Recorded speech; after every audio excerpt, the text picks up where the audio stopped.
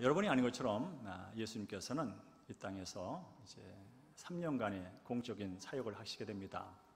그때 혼자만 이렇게 여기저기 다닌 게 아니고 12명의 제자를 택하셔서 그들에게 훈련도 시키고 그들과 함께 이제 먹고 자고 동고동락하면서 하나님 나라 복음을 선포하게 되지요. 그래서 이제 12 제자들도 정말로 이 세상에 경험할 수 없는 그런 분을 만나게 되고 또 그분께서 행하시는 모든 기적과 주옥 같은 말씀을 들으면서 그들은 늘 흥분되어 있었습니다. 그런데 어느 순간 예수님께서 그들이 원하는 방법이 아닌 십자가에 달려 죽는 그 길을 가신다고 말씀을 합니다. 이해할 수 없고 받아들일 수 없는 그런 상황이 진행되다가 정말 예수님께서 말씀하신 대로 고난받고 십자가에 올라가는 그런 것을 직면하게 됐죠. 그래서 그것을 본 제자 중에 한 사람은 예수를 팔아버리는 배반을 하게 되고 나머지 제자들도 나는 저 예수를 모릅니다. 예수를 부인하면서 도망을 가는 일이 벌어지게 되지요. 그랬던 그 제자들이 어느 순간에 변화를 경험합니다. 나 저 예수 몰라요. 나 저 예수 따르던 제자가 아니요. 이렇게 자신을 부인했던 그 제자들이 내가 바로 예수를 따르던 제자였습니다. 내가 바로 예수를 따르던 그 베드로입니다. 요한입니다. 이렇게 자신을 세상에 공개적으로 드러냅니다. 그럴 뿐 아니라 예수가 바로 우리 유대인들이 수백 년 동안 기다려왔던 메시아 그리스도입니다. 그가 바로 주와 그리스도입니다. 그가 바로 죽었다 살아나셔서 부활하신 하나님의 아들입니다. 하나님이다라고 담대하게 선포를 하게 됩니다. 그야말로 그 당시에는 혁명적인 선포요, 혁명적인 변화였습니다. 그러면 과연 이런 일이 어떻게 가능했을까? 예수를 모른다고 비겁하게 도망갔던 사람들이 어느 순간에 내가 바로 예수를 따르던 사람이요, 예수 믿어야 합니다. 예수밖에는 길이 없습니다.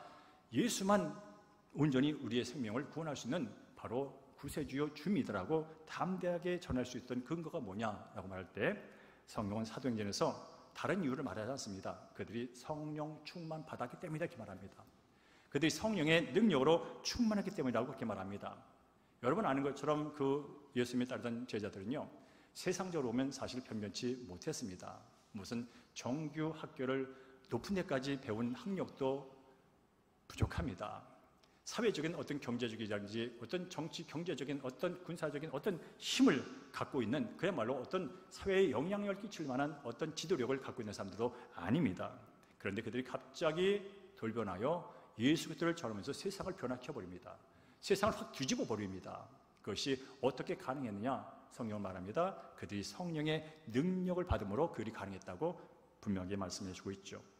따라서 우리는 이 성경의 말씀을 통해서 배울 수 있는 게 뭐냐면, 그렇구나, 내가 가난할지라도, 내가 좀 다른 사람보다 배움이 짧을지라도, 내가 사회적인 어떤 영향력이 적을지라도 성령께서 내게 임하여 그의 능력으로 나를 다스리고 주장하면 나도 세상에 뭔가를 변화시킬 수 있는 그런 사람으로 쓰임받을 수 있겠구나 하는 그런 소망을 갖게 되는 거죠. 실제로 성령을 받은 사람들은 누구나 거듭남을 경험합니다. 엄마의 모태에서 태어난 이 세상에서의 어떤 육신적인 태어남을 넘어서 의로부터 임하는 하나님의 자녀라고 하는 영적인 태어남을 경험하게 됩니다. 그리고 나온 후에 우리는 어떤 삶을 살면 하나님이 원하시는, 하나님 기뻐하는 거룩한 삶으로 자꾸 내 마음이 쏠립니다. 그래서 거룩을 추구하고 하나님께 기뻐하신 삶, 죄와 멀리, 죄와 상관없는 삶을 살아가는 그런 삶을 살게 되고요. 더 나아가서 바로 이 제자들이 한 것처럼 예수가 그리스도입니다. 여러분도 예수 믿어야 합니다. 예수가 길입니다. 진리입니다. 생명입니다. 예수에는 다른 길이 없습니다. 바로 예수 믿고 영생을 얻어서 하나님께서 약속하신 그 영원한 나라에 갈 수 있는 것은 오직 예수 그리스도 한 분입니다. 예수를 믿으십시오. 그러면 당신과 당신의 집안이 구원을 받습니다라고 담대히 나가서 선포하는 그런 복음의 사역자로 우리가 쓰임받을 수 있다는 거예요. 그것은 한 가지, 바로 성령께서 우리 안에서 강력하게 역사할 때 일어나는 현상이라는 거죠. 바로 성령님은 믿는 자들에게 생기를 주시고요, 활력을 주시고요, 힘을 주시고요, 능력을 준 줄로 믿습니다. 그래서 성령을 우리는 살리는 영이라고 말합니다. 살리는 영. 여러분, 어떤 사람을 만나면요, 죽는 말만 많이 하는 사람이 있어요. 어떤 사람을 만나보면요, 육신이 피곤해, 마음이 피곤해. 그 사람이 쏟아낸 모든 언어들은 다 죽이는 언어들이야. 불평과 불만과 원망과 교만과 남 탓과 그런 언어들 막 듣고 나오면요, 들을 때는 마지못해 끄떡끄떡 동의했지만 돌아서는 건 기운이 쫙 빠져요. 왜요? 그 사람의 입에 나온 건 다 죽이는 언어들이야. 남 비난하고 남 탓하고 남 조롱하고 남 무시하고 하는 그런 언어를 딱 두고 나면요 기운이 쫙 빠져요. 그러나 어떤 사람을 만나고 나면요 힘이 나. 어떤 사람을 만나고 나면요 나도 그래야지 하는 어떤 동기부여가 생기는 일이 발생해요. 그 사람이 어떤 말을 했을까요? 살리는 말을 한 거예요. 믿음의 말을 한 거예요. 긍정적인 말을 한 거예요. 적극적인 말을 한 거예요. 소망의 말을 한 거예요. 그 말을 만 들으면요 나도 모르게 그 사람과 헤어졌을 때도 힘이 나요. 발걸음이 가벼워요. 그래 맞아 하는 그런 희망이 생기면서 뭔가 삶의 활력이 나타나요. 바로 성령님이 그런 일을 하세요. 성령님은 죽은 사람을 살펴나 죽은 영을 살리는 생명의 하나님의 영 그리스도의 영인 줄로 믿습니다. 그래서 우리는 이 성령을 날마다 의지하는 거예요. 그런데 감사하게도 오순절날에 그렇게 강력하게 임했던 그 성령님이 바로 지금 이 자리에도 계신 줄로 믿습니다. 우리가 예배를 드리면서 감격하고 감사하고 기뻐할 수 있는 이유가 있다면 바로 이미 우리 안에 성령께서 와 계시기 때문에 그래요. 좋은 걸 들었다고 다 좋게 여기는 거 아닙니다. 맛있는 걸 먹었다고 다 맛있게 느껴지는 게 아닙니다. 내 속에서 그것을 온전히 느끼고 적용할 수 있는 그 힘이 내 안에 있을 때 그것을 표현할 수 있다면 바로 성령님께서 이 자리에 계세요. 어떻게 계시냐면 우리 여기에 앉아있는 각 사람은 내가 하나님을 떠나서 내 마음대로 살던 내 중심에 내가 주인 되어 살던 어떤 것이 죄라는 것을 깨달았어요. 그래서 주님 이제 내가 지금까지 내가 주인 되어 내 멋대로 살아왔는데 하나님을 믿지 않은 게 죄요 예수를 믿지 않은 게 죄요 그러니 용서해 주세요 라면서 기도했고 예수의 피를 덮어서 나의 죄를 사해 주세요 라고 기도했을 때 예수의 피가 우리 삶 가운데 나를 적시고 새롭게 함으로 우리는 하나님의 자녀가 되고 그 순간에 성령이 들어와서 우리를 거듭나게 했다고 말해요. 우리를 중생이라고 말하죠. 이것은 하나님의 자녀로 다시 태어나게 만드는 거예요. 하나님의 자녀가 되었으니 이제 하나님의 뜻대로 살기 위해서 하나님의 말씀에 귀를 기립니다. 하나님이 어떻게 하면 기뻐하실까? 하나님이 어떻게 하면 즐거워하실까? 거기에 관심을 갖고 말을 하고 행동을 하게 되고 그분이 기뻐하시는 일을 하게 돼요. 그러면 그럴수록 우리 안에 어떤 역사가 일어나면 이미 내주하신 성령께서 기뻐서 그분의 일을 도와세요. 기뻐서 나를 통하여 하나님 기뻐하신 일을 할 수 있는 능력을 계속 주세요. 그래서 오늘 이 시간 우리가 말씀드리면서 꼭 기억할 게 뭐냐면 따라합시다. 내 안에는 이미 성령님이 계신다. 요걸 꼭 믿고 예배를 드셔야 돼요. 자, 우리 함께 고린도전서 3장 16절 말씀을 읽어볼까요? 고린도전서 3장 16절 말씀하고 로마서 읽겠습니다. 시작. 너희가 하나님의 전인 것과 하나님의 성령이 거하시는 전인 줄을 알지 못하느냐? 누구든지 그리스도의 영이었으면 그리스도의 사람이 아니니라. 자, 우리 성도님 스스로 나는 예수 믿고 그리스도인이야, 나는 그리스도인이야 라고 마음으로 확신이 되고 입술로 고백하고 있다면 우리 성도님 안에 예수 그리스도의 영 성령님이 계신 줄로 믿습니다. 성령님이 아니고는 예수를 주로 하지 못하고 성령이 아니고는 하나님을 아버지라고 하지 않는다고 말했다면 우리 성도님이 자연스럽게 아주 자연스럽게 저는 그리스도인입니다, 나는 예수 믿고 구원받은 하나님의 자녀입니다 라고 스스럼 없이 그냥 내 입에서 내 마음에서 흘러나온다면 우리 성도님 안에는 지금 성령님이 계신 거예요. 그래서 말하지 않습니까? 너희가 하나님의 전이라는 것은 집이란 뜻이에요. 하나님이 거하시는 거룩한 성전이란 뜻이에요. 그러니까 지금 하나님은 여기에 계신 우리 성도님 한 분 한 분마다 함께 집으로 삼으셔서 계세요. 그러니까 따라할까요? 나는 거룩한 하나님이 사시는 하나님의 집입니다. 아멘? 이거 너무 중요한 거예요. 너무 중요한 거예요. 지금도 이 자리 공동체, 예수의 몸인 이 교회의 주인으로 성령이 계실 뿐 아니라 또 공동체를 이루고 있는 지체인 한 사람 한 사람마다 그 심령 가운데 하나님께서 성령으로 거하시고 계신 줄로 믿습니다. 그래서 지금도 여러분께서 그러면 내 안에 계신 성령님이 뭘 하고 계실까 생각해 보셔야 되네요. 왜 내 안에 와서 나를 집삼아 계실까? 다른 이유가 아니에요. 그분께서 나의 주인이기 때문에 일단은 내 안에서 내 마음을 다스립니다.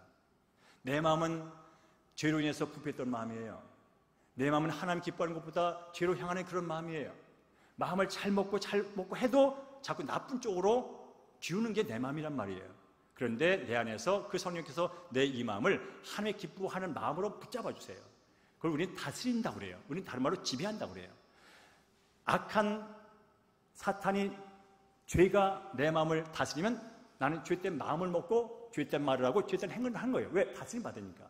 그런데 거룩하신 성령님이 내 안에 계셔서 내 마음을 거룩하게, 선하게 착하게 다스려주면 나는 선한 말을 하게 되고 착한 행동을 하게 되는 거예요. 그리고 할 수만 있으면 하나님이 기뻐하는 일 쪽으로 우리의 발걸음이 옮겨지는 거예요. 그래서 성령님은 우리 안에서 내 마음을 다스리고 계세요.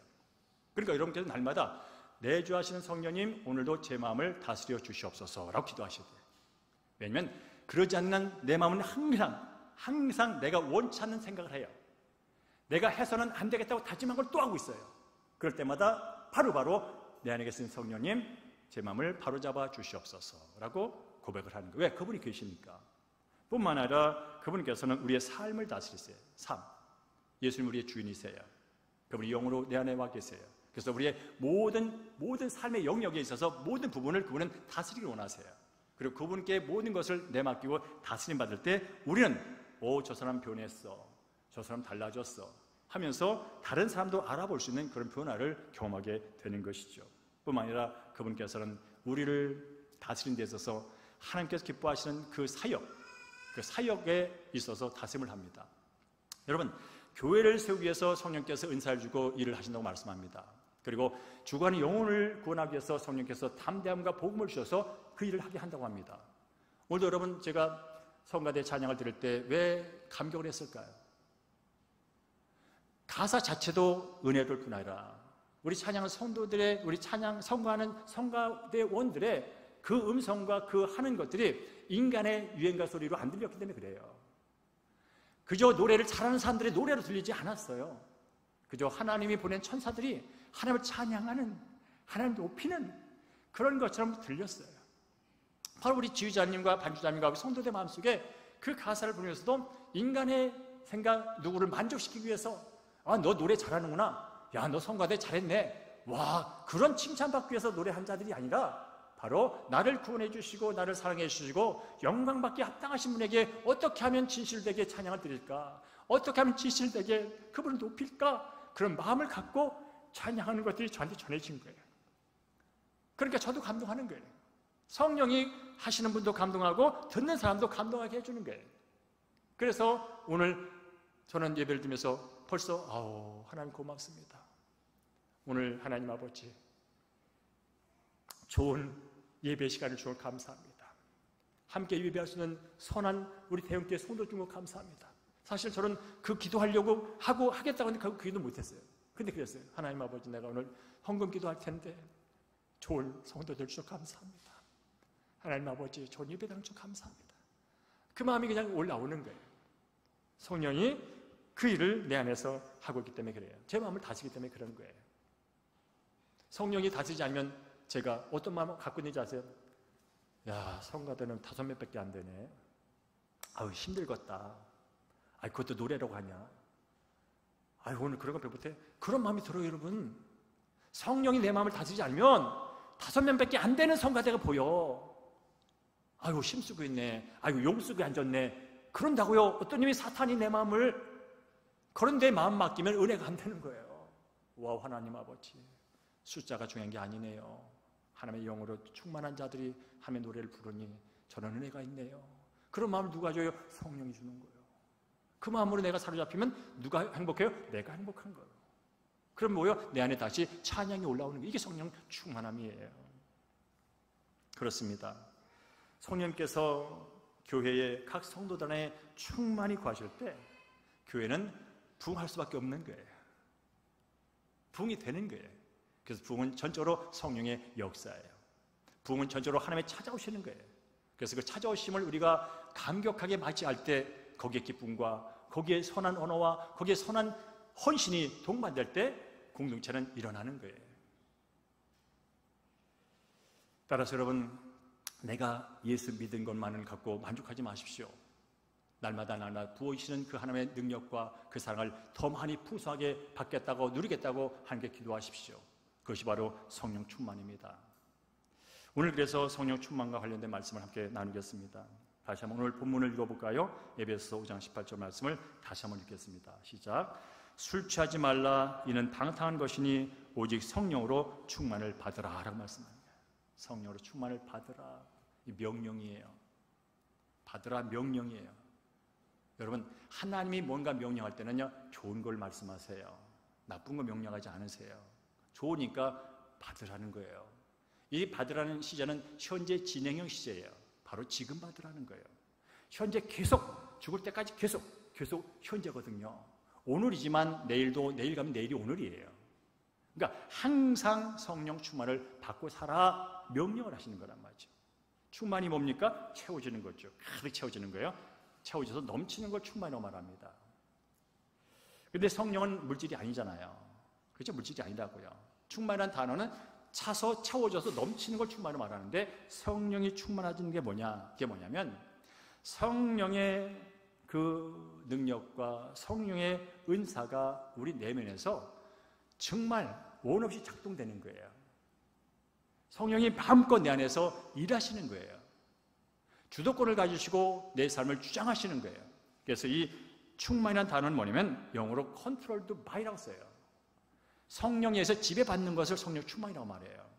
성령이 내 안에 가득 임하셔서 그분께서 일을 하시게 되면 우리는 그의 충만한 은혜를 경험하게 돼요. 여러분, 어떤 분은 성령 충만 받으려니까 성령 오시옵소서. 근데 사실 성령이 이미 오셨거든요. 내가 내 죄를 고백하고 예수를 주로 영접하는 순간 성령 내주하세요. 그때부터 계세요. 그래서 여러분, 요한복음 14장 16절에 예수님이 말씀하잖아요. 내가 구하겠으니 보혜사 성령을 보내주실 거다. 그분이 오셔서 너희와 영원히 함께 있을 거다 말씀합니다. 성령이 한번 내가 내 죄를 고백하고 회개하고 예수를 영접할 때 들어오세요. 그러면 영원히 함께 있다는 거예요. 떠나지 않는다는 거예요. 그런데 그분이 부어지는 건 뭐고 능력이 더해지는 건 뭘까요? 오신 그분이, 내 안에 계신 분이 마음껏 나를 다스리는 상태를 성령 충만이라고 말하는 거예요. 그분이 충만히 나를 다스리면 거기에 그분의 역사가 일어나는 거예요. 기쁨이 충만하신 성령이 내 안에서 충만하게 역사하면 내가 기쁜 거예요. 평강이 충만하신 성령님이 내 안에서 충만한 평안의 삶을 사시면 내가 편안한 거예요. 그러니까 뭡니까? 우리는 전적으로 성령 충만한 내가 성령을 더 어떻게 얻는 게 아니고 더 가지는 게 아니고 이미 와 계신 성령이 내 안에서 나의 모든 것을 당신의 것으로 삼으셔서 마음껏 다스리는 상태. 그럼 여러분께서 나는 성령 충만하고 싶다라고 말하면요, 내 자신을 그분께 맡기면 되는 거예요. 성령님, 나를 온전히 다스려 주옵소서. 70%도 아니고 80도 아니고 99도 아니고 100% 완벽하게 주도권을 가지고 나를 다스려 주옵소서. 그러니까 맡길 때 그때 온전한 지배를 받게 되고 충만한 상태에서 충만한 은혜를 경험하게 돼요. 그리고 충만한 열매를 경험하게 되는 거예요. 저는 우리 사랑하는 대형교회 성도님들이 이것이 이론적이 아닌 것이 아니라 실제로 기도 가운데, 삶 가운데 경험되는 여러분 되기를 주의 이름으로 축복합니다. 특별히 여러분께서 성령이 임했을 때 어떤 현상이 있을까? 지난주에 몇 가지를 봤어요. 성령이 임하게 되면 첫째로 바람처럼 성령이 임하셔서 우리를 시원케 하신다. 인생은 답답하거든요. 있어도 답답하고 없어도 답답하고 잘 돼도 답답하고 안 돼서 답답하고 늘 답답함이 한 곳에 늘 상존해 있는 게 우리 인생입니다. 그런데 성령님이 오셔서 우리의 마음을 다스리면 그 답답을 바람처럼 강한 태풍처럼 허리케인처럼 날려버린다는 거예요. 그래서 시원함을 경험하게 된다고 했어요. 그리고 바람은요, 강력한 힘이 있어요. 태풍은요, 옆에 있는 느티나무를 뽑아버려요. 우리 안에 내면 속에 있는 깊이 뿌리 박고 있는 그 쓴뿌리들, 깊이 뿌리 박고 있는 그 죄성들을 성령께서 오셔서 뽑아버려요. 그게 바로 바람 같은 성령 오셔서 우리 안에 있는 거예요. 여러분, 지긋지긋한 그 죄성 갖고 있죠? 해도 해결되지 않는 어떤 그런 나쁜 습관들 갖고 계시죠? 이건 이러면 안 되는데 저러면 안 되는데 하지만 또 3일 지나면 또 그러고 있는 건데 나 있잖아요. 그걸 어떻게 뽑겠어요, 여러분? 결단으로 뽑겠습니까? 의지로 뽑겠습니까? 안 되는 그 중독적인 어떤 죄성에 박혀있는, 뿌리 박고 있는 어떤 그런 것들이 내 속에 잠겨 있다고요. 어떻게 뽑겠어요, 여러분? 강력한 성령이 오셔서 태풍처럼 허리케처럼 뽑아낼 때 뽑아지는 거예요. 이런 역사가 일어난다는 거예요. 그리고 불같은 성령. 불이 뭡니까? 빛이에요. 우리 인생은요, 하루에도 수십 번 마음이 어두워. 밝기보단 어두워. 두려워서 어둡고 근심 때문에 어두웠고 그놈이 미워서 어둡고 어두움이 가득 차와요. 그럴 때 성령께서, 내주하신 성령께서 그분이 능력으로 일하실 때 밝음이, 환함이 일어나는 거예요. 그리고 불은 태우는 거예요. 내면 속에 아까 바람이 내 죄를, 내 더러운 것을 날려버리듯이 성령의 불로 예수의 피를 뿌려 태워버리는 거예요. 태워지는 거예요. 태워져야 없어지는 거예요. 그 역할을 성령이 하신다는 거예요. 그리고 성령이 오시면 마음이 따뜻해져요. 강팍했던 자가, 교만했던 자가, 완악한 자가 비둘기처럼 순해져요. 야, 어떻게 저 사람이 저렇게 변할 수 있어? 이유는 한 가지예요. 부드럽게 하시는 성령이 오셔서 그의 완악한 마음을 깨부순 거예요. 부드럽게 온유하게 바꿔버린 거예요. 그리고 뭐요? 뜨겁다잖아요. 성령은 뜨거우니, 불은 뜨거워요. 열정이 살아나요. 하나님을 사랑하는 그 열정이 살아나요. 이웃을 사랑하는 열정이 살아나요. 예수 믿지 않는 사람들이 불쌍해지는 구원하고 싶은 열정이 막 살아나요. 그게 바로 성령의 충만한, 성령이 오신 현상이라면 오늘은 다른 측면에서 한번 더 볼 거예요. 따라할까요? 신령한 은사들을 경험합니다. 우리 함께 사도행전 2장 4절 말씀을 읽겠습니다. 시작. 성령이 말하게 하심을 따라 다른 언어로 말하기를 시작하니라. 자, 오순절날 그들이 성령 세례, 예수님께서 약속한 걸 기다려라, 받을 때까지 기다려, 예수님 떠나지 마 하는 말씀에 순종해서 다락방에 모여서 간절히 기도합니다. 기도에 힘썼습니다. 그때 약속하신 성령이 임하잖아요. 강한 바람 같은 소리로 집안을 가득 채우고 불의 혀 같은 것이 각 사람에게 임하게 돼서 성령 충만하여 처음으로 나타난 신상이 뭐라고요? 다른 나라 말을 하게 만들어요. 다른 나라 말이 뭐요? 나는 한국 사람인데 배우지도 않은 불란서 말을 하고, 배우지도 않은 영어 말을 하고, 배우지도 않은 라틴어를 말하고, 배우지도 않은 아프리카 말을 하는 그런 일이 막 일어나게 된 거예요. 그러니까 오늘 본문에 보니까 그렇게 다른 나라 말로 말하는 것은 그들이 즉각적으로 뭔가를 언어를 배웠을 때 아니라 성령이 말하게 하심 따라, 주도권을 누가 가졌다고요? 성령이 주도권을 갖고 그 사람 모인 사람에게, 어떤 사람은 프랑스 말로, 어떤 사람은 영국 말로, 어떤 사람은 한국말로, 어떤 사람은 중국말로 하게 하는 그런 신비한 효율적인 일이 일어났다는 거예요. 그렇구나. 성령이 임하면 우리가 상상하지 못하는 그런 초월의 일이 벌어지는구나. 이게 실제로 일어난다는 거예요. 그래서 여러분, 지금도 이 방언의 역사는 일어납니다. 방언과 관련해서 여러 가지 사람들의 이 얘기, 저희 신학적인 어쩌고 있지만 방언 역사가 일어납니다. 실제로 방언을 합니다. 이 하나의 성령의 초적인 인사라는 거죠. 여러분, 스스로 방언해보려고 애를 써보십시오. 되지 않습니다. 성령이 임할 때 하나의 은사로서 그 수많은 은사 가운데 방언의 은사, 통변의 은사, 그런 신비한 현상이 나타난다는 거예요. 특별히 여러분, 이 성령이 충만하게 되면, 성령이 내 안에서 그분의 일을 하게 되면 어떤 일이 벌어지냐면, 두 번째로 사도행전에 나타났던 신비한 기적이 뭡니까? 바로 성전 미문에 앉아있던 안진뱅이 일어난 사건입니다. 베드로와 요한이 이제 성령이 충만하여 성전에 기도하러 올라갑니다. 들어가고 있는데 그 성전 미문 앞에 누가 앉았습니까? 나면서부터 한 번도 걸어보지 못한 안진뱅이 거지가 앉아있습니다. 그때 성령이 베드로의 마음을 감동시킵니다. 그 거지를 쳐다보게 만들고 주목하게 만듭니다. 그래서 냅다 말을 하잖아요. 은과 금은 내게 없거니와 내게 있는 것으로 내게 명하노니 나사렛 예수 그리스도의 이름으로 일어나 걸으라고 그 선포를 합니다. 그리고 뭐합니까? 베드로가 그 안진뱅이 손을 잡아서 일으켜 세웁니다. 그때 그가 벌쩍 일어나야 되고 뛰면서 찬양하며 성전에 들어갔다고 하는 그런 기적의 사건이 있습니다. 이게 뭡니까? 초월의 능력이죠. 이게 바로 뭡니까? 신비한 능력이죠. 어떻게 해요? 성령이 그 일을 하신다는 거예요. 성령이 그 일을 하신다는 거예요. 이 역사는요, 여러분께서 그 수많은 그 복음 집회 보면 그런 역사가 일어나요. 지금도 역시 그런 일은 일어나고 있어요. 그것이 바로 성령께서 신이 지금도 하고 있는 일이에요. 그래서 우리가 성령 은사를 받게 되면, 이제 다음에 더 깊이 할 거예요. 그 얘기는 은사를 받게 되면 뭐요? 영을 분별하게 돼요. 귀신이 보여요. 예수 이름으로 귀신을 내쫓아요. 예수 이름으로 병마를 내쫓아요. 예수 이름으로 악령을 내쫓아요. 그런 이들이 지금도 그거는 실제로 어디서나 쉽게 볼 수 있는 현상들이에요. 그것이 어떻게? 내주하신 성령이 능력으로 충만히 나를 다스릴 때, 이 자리를 다스릴 때 그 역사가 일어난 줄로 믿습니다. 그럼 여러분, 내가 할 게 뭐냐는 거예요. 그 일이, 그 역사가 내게 일어나게 하여 주옵소서 하고 기도하는 거예요. 내가 할 수 있는 건 그거예요. 성령은 여전히 어제나 오늘이나 내일 영원히 동일하신 영원히 변하지 않으신, 영원히 신실하신 그 성령님을 지금 이 시간, 이 순간 내가 갈망하는 거예요. 내가 구하는 거예요. 그럴 때 그걸 경험하게 되는 거예요. 바라기는 오늘도 말씀을 듣는 가운데 여러분 마음이 답답함이 시원함으로 바뀌고, 여러분의 절망이 소망으로 바뀌고, 여러분의 미움이 사랑으로 바뀌고, 여러분의 의기소침이 다시 담대함을 얻고, 여러분의 어떤 아픈 마음의 상처가 위로를 받고 치유를 받고, 별거 아니었네 훅 날려가는 그런 은혜가 있기를 주님으로 축원합니다.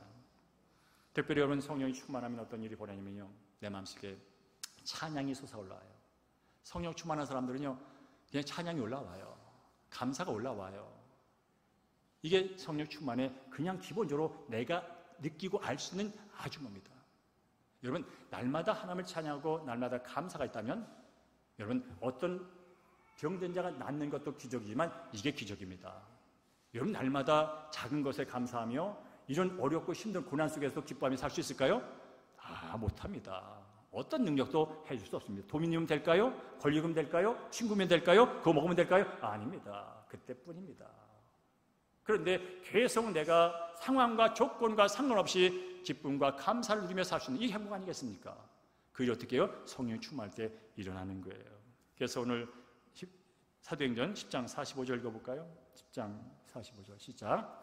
이방인들에게도 성령 부어주심으로 말미암아 놀라니 이는 방언을 말하며 하나님 높임을 들음이었더라 라고 말합니다. 고넬료 집안 얘기입니다. 시간이 없어서 다 얘기할 수는 없어요. 고넬료는 이방 사람입니다. 로마 군인입니다.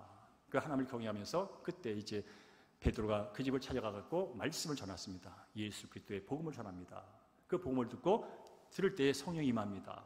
임해서 그들이 방언을 합니다. 이방인입니다. 유대인 아닙니다. 성령의 역사지요. 그 다음에 그들이 하나님을 높입니다. 하나님을 찬양했다는 얘기예요. 여러분 예수 그리스도의 영이 우리 안에서 충만히 많이요, 그냥 작은 것이 감사야. 제가 늘 똑같은 표현을 하잖아요. 그게 제 마음에 있기 때문에 그래요. 저 펄럭이는 저 나뭇잎 하나가 감사해요. 펄럭이 만드는 왔다 갔다 하는 바람이 감사해요. 창가에 비치는 햇빛이 감사해요. 더 중요한 것은 내가 살아서 저걸 보고 있다는 거예요. 내가 지금 살아서 저걸 느끼고 있다는 거예요. 이보다 큰 감사는 어디 있어요? 이게 성령이 있을 때 일어난 일이에요. 자, 제가 여러 가지 하면서 예화를 좀 씁니다만, 저는 예화를 가능한 한 제 주변에 있던 예화를 쓰려고 합니다. 저는 여러분 아는 것처럼 6년 전에 배 복통이 와가지고 한 일주 이상을 고생했습니다. 위가 나빠진 줄 알고. 첫 번엔 내과 가서 위장약만 잔뜩 먹는데 안 나. 그래서 한의원 가지고 뜸도 뜨고 침도 맞고 한방약도 먹었는데, 그리고 한의사가 내 배를 막 눌러. 그래도 안 나. 그러다가 급기야 응급실을 갑니다. 밤에 응급실 119 타고 갔습니다. 너무 아파가지고. 그랬더니 그 대형 병원에서도 그냥 위만 잘못된 줄 알고 엑스레이를 찍더니 또 돌려보냅니다. 그 다음날 또 아픕니다. 그래서 그 다음날 새벽 또 응급실에 또 갔습니다. 그 병원하고 다른 대학병원 갔습니다. 그랬더니 거기는 안 받아줘. 그래서 다시 그 병원 갔더니 또 같은 증상이라고 저를 돌려보냅니다. 그 다음날 저는 완전히 제 속에서 뭐가 나오면 담즙이 납니다. 녹색으로. 며칠 먹지 못했거든요. 배출도 안 됐거든요. 녹색이 나오면서 더 이상 참을 수가 없는 거예요. 그래서 이제 어떻든 간에 동네 내과, 다시 2차 병원, 그래서 다시 그 대학병원, 응급실 갔던, 2번 갔던 그 병을 그 찍은 거 갖다 줬더니 그 사람이 기겁을 하는 거예요. 오진이야. 위가 아니라 이게 장에 암덩어리가 붙어가지고 그게 장을 막은 거야. 이걸 대학병원에서 이틀 동안 못 알았어요. 그래서 그들이 기겁을 해가지고 저는 이제 VIP 환자예요, 환자. 그래서 바로 다음날 수술을 합니다. 25cm 소장 잘라냈습니다. 그리고 나서 이제 저는 그날 암 조직세포라는 결과도 없이 암병동으로 입원을 했습니다. 그들은 아는 거지요. 이게 단지 조직 검사를 안 해서 어떤 암인지 밝혀지지 않았을 뿐 이건 암이야. 그래서 저를 아예 암병원에다 입원을 시킵니다. 근데 제가 누워있을 때요, 저도 모르게 눈물이 흐르더라고요. 그냥 눈물이 나오더라고. 암이라고 하는 암병동에 갑니다는 말 듣는 동안 눈물이 나오더라고. 물론 여러 가지 마음이 교차했지만 어디 나오더라고요. 근데 오늘 제가 하고 싶은 게 뭐냐면, 갑자기 어떤 위기 상황과 위급한 상황을 맞이했을 때 사람은 당황합니다. 그리고 앞으로 일이 어떻게 될까?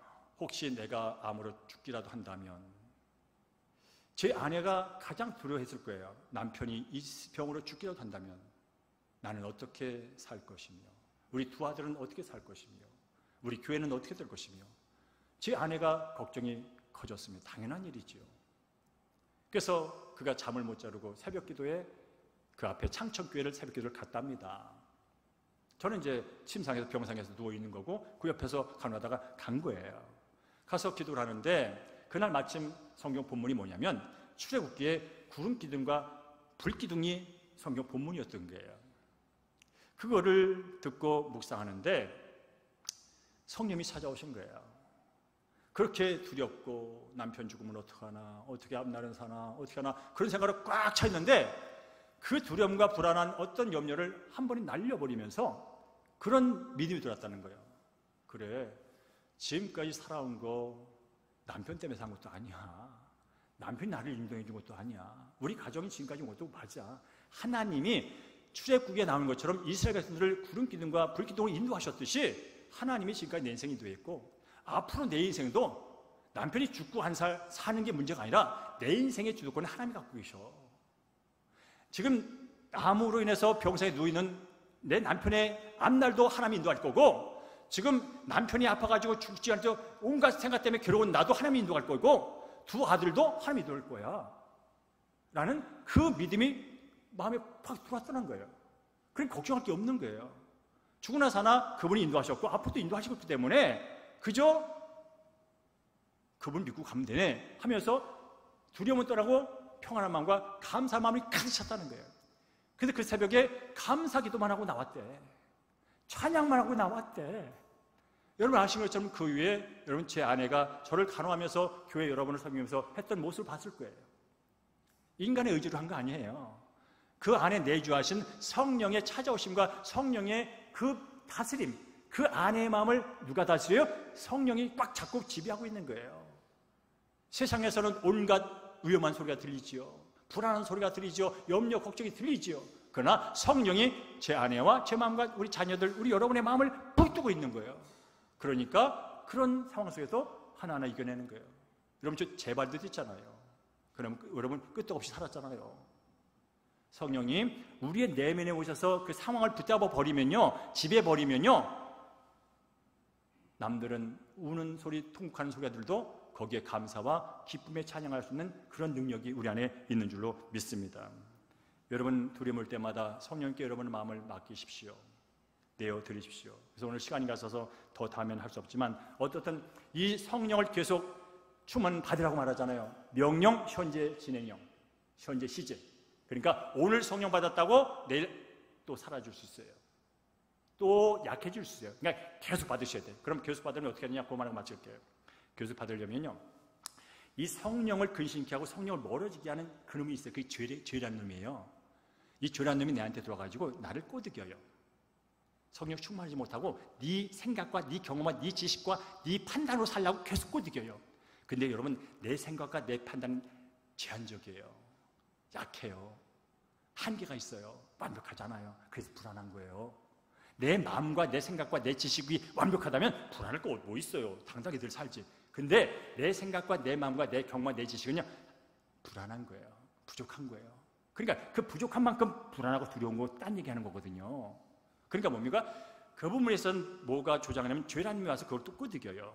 그걸 휘집어놔요. 그러니까 죄라는 놈이 찾아온다든지 죄가 내 안에서 실제로 일어났다면 빨리빨리 해결하셔야 돼요. 성령이 근심하는 게 그거거든요. 성령이 일을 방해하는 게 죄거든요. 그러니까 죄된 마음, 죄된 생각, 죄된 행동이 있다면 그때마다 빠르빠르 여러분 해결하셔야 돼요. 그리고 예수의 보혈로 나는 깨끗하게 정결받은 하나님의 백성이지, 이 시간 예수의 피로 저희 이 나쁜 생각, 이런 행동들을 씻어주시옵소서라고 계속 여러분께서 고백을 하셔야 돼요. 그러면 그 정결한 자리에 성령이 또 그분의 일을 해나가시는 거예요. 뿐만 아니라 날마다 뭐라고요? 성령 춤을 받으라고 했으니 받겠습니다, 주세요라고 계속 간구하셔야 돼요. 성령님, 좋으신 성령님, 날마다 제 안에서 저를 온전히 다스려 주옵소서 계속해서 그분께 내 것을 양도해야 돼요. 그래서 이런 비유가 있습니다. 여러분 정말 하나님 안에서 산다는 게 뭘까요? 예수 품 안에서 산다는 게 뭘까요? 나의 모든 생각과 경험과 지식과 뜻과 내 육체 그 자체를 그분 앞에 딱 맡기고 산다는 거예요. 그래서 내 이용섭이 자체가 몸뚱아리뿐 아니라 내 속에 있는 모든 잠재의식까지 예수 품 안에, 그분 안에 내가 잠겨 있다라고 하는 게 그분 안에 산다는 거예요. 이게 뭐예요? 맡긴다는 거예요. 그래서 성령 충만을 경험하고 누리는 것은 이 내가 할 건 맡김의 차이예요. 어떤 사람은 성령 주세요, 성령 주세요, 성령 주세요 기도는 많이 하는데 그걸 누리지 못해. 왜 그럴까요? 달래기를 하는데 나는 안 맡겨. 성령 충만이요? 지배하는 거라 해야 되나요? 나를 100% 맡겨주세요 라고 기도하는 거예요. 그냥 다 맡기는 거예요. 내 모든 소유와 내 모든 생각과 내 모든 감정을 다 맡기는 거예요. 그럼 그분이 안으셔서 그 안에서 그분의 것으로 다 바꿔주시는 거예요. 이게 성령 충만의 역사인 거죠. 그러니까 여러분 혹시나 성령을 원하지만, 성령을 바라지만 뭔가 늘 부족함을 느끼고 있을 거예요. 그럼 뭐예요? 내가 아직 어떤 부분을 안 맡겨. 아직까지는 내가 아쉽다고 믿고 붙들고 있는 게 뭔가 있어요. 그래서 늘 그 부분이 싸늘한 거예요. 그 부분이 늘 불안한 거예요. 그 부분이 늘 부족한 거예요. 그래서 여러분 그것까지 맡기는 거예요. 그래서 마지막으로 하나만 읽고 마치겠습니다. 갈라디아서 5장 16절. 자, 마지막 거.